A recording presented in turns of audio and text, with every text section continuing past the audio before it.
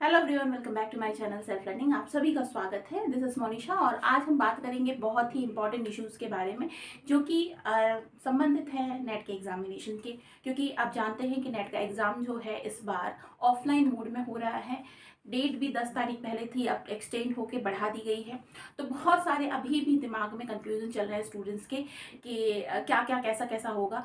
तो मैं बारी बारी से उन सारी ही बातों पर डिस्कस करूँगी ताकि आपके जो कन्फ्यूज़न है उससे दूर किया जा सके। इसके अलावा भी अगर कोई ऐसा प्रश्न रह जाता है तो आप मुझसे कमेंट सेक्शन में पूछ सकते हैं।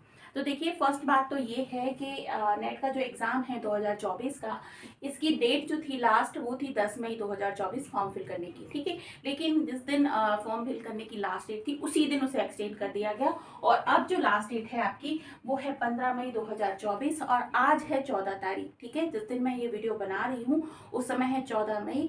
तो आज का दिन और कल का पूरा दिन है आपके पास में फॉर्म फिल करने का। ठीक है, तो इसको ध्यान में रखिएगा, अब डेट नहीं बढ़ेगी। इसके बाद फी सबमिट आप अगर नहीं हो पाता है 15 तारीख को रात को 11:59 तक, तब आप क्या कर सकते हैं, अपनी फीस को 16-17 मई तक सबमिट कर सकते हैं। 2 दिन आपको और मिलेंगे फीस सबमिट करने के लिए। और फिर जब आपका एग्ज़ाम शेड्यूल है वो है 18 जून 2024 को, मतलब 18 जून के दिन आपको एग्ज़ाम देना है। इस बार जो एग्ज़ाम हो रहा है वो ऑफलाइन मोड में हो रहा है। ठीक है, कुछ स्टूडेंट्स के लिए तो ये बहुत अच्छी बात है कि ऑफलाइन हो रहा है, लेकिन कुछ स्टूडेंट जो पहली बार ऑफलाइन लेंगे तो उनको थोड़ा सा माइंड में ये है कि कैसे होगा, टाइम लग जाएगा कि क्या होगा। तो ऐसा कुछ भी नहीं है।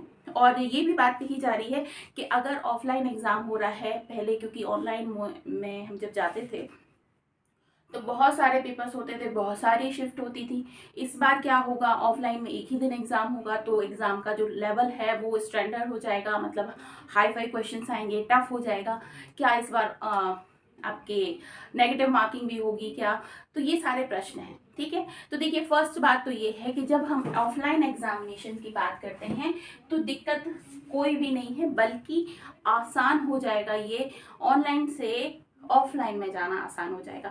बस थोड़ी छोटी छोटी सी बातों का आपको ध्यान रखना है। आपको क्या करना पड़ेगा, एक तरीके से ये OMR शीट आपको मिलेगी। उस OMR शीट पर आपको इस तरीके का एक ब्लैक बॉल पेन लेके जाना होगा। जो भी आपके क्वेश्चंस होंगे, जैसे मान लेते हैं फर्स्ट क्वेश्चन है, इसके 4 ऑप्शन के लिए 4 गोले दिए होंगे। उस 4 गोले में से जो भी आपको लगता है, A है, B है, C है, D है, जो भी सही होगा ना उस पे गोले को आपको काला करना है। ठीक है, ये एक प्रोसीजर है उसको टिक करने की। अंतर केवल इतना आ जाएगा कि एक बार अगर आपने इस गोले को ब्लैक कर दिया तो किसी भी माध्यम से आप उसे इरेज नहीं कर सकते हो, है ना। तो ये ध्यान रख के ही आपको ये फिल करना है। 2 पेपर होंगे आपके, जैसे आपके ऑनलाइन में होते थे वैसे ही आपके 2 पेपर होंगे। क्या है आपका पेपर 1, जिसके क्वेश्चंस होते हैं 50।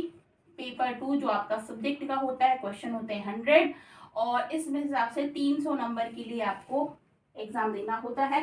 नेगेटिव मार्किंग अगर कही जाए तो नहीं है, कोई नेगेटिव मार्किंग अभी इस बार भी नहीं हो रही है। समय वही 3 घंटे का है आपके पास में, जो पहले हुआ करता था, कोई उसमें चेंजेस नहीं हो रहे हैं।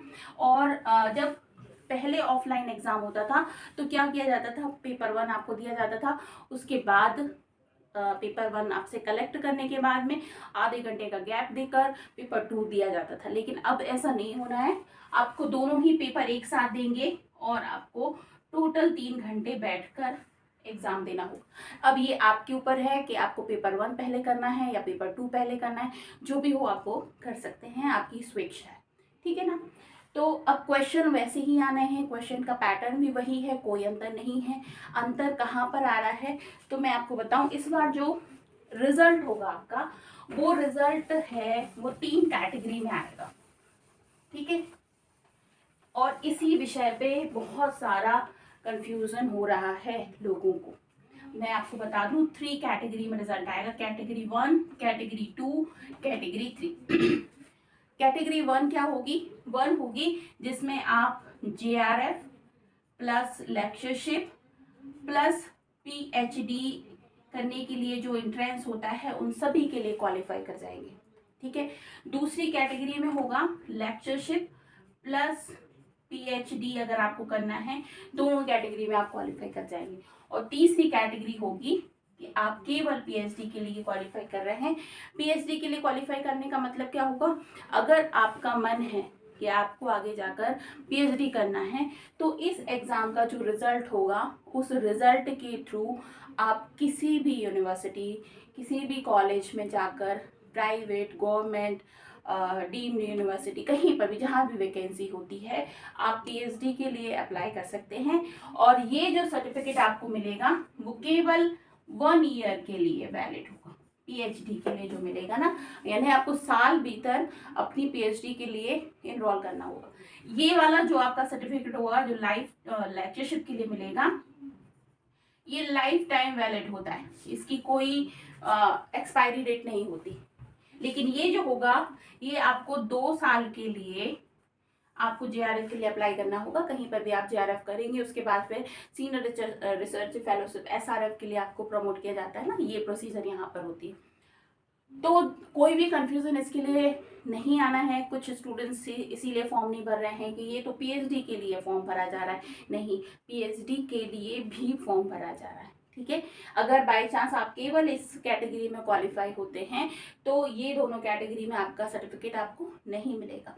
और अगर आप इसमें क्वालिफाई हो जाते हैं तो उसमें तीनों कैटेगरी का रिजल्ट लिखा होगा। ठीक है, क्लियर हो गई ना ये बात।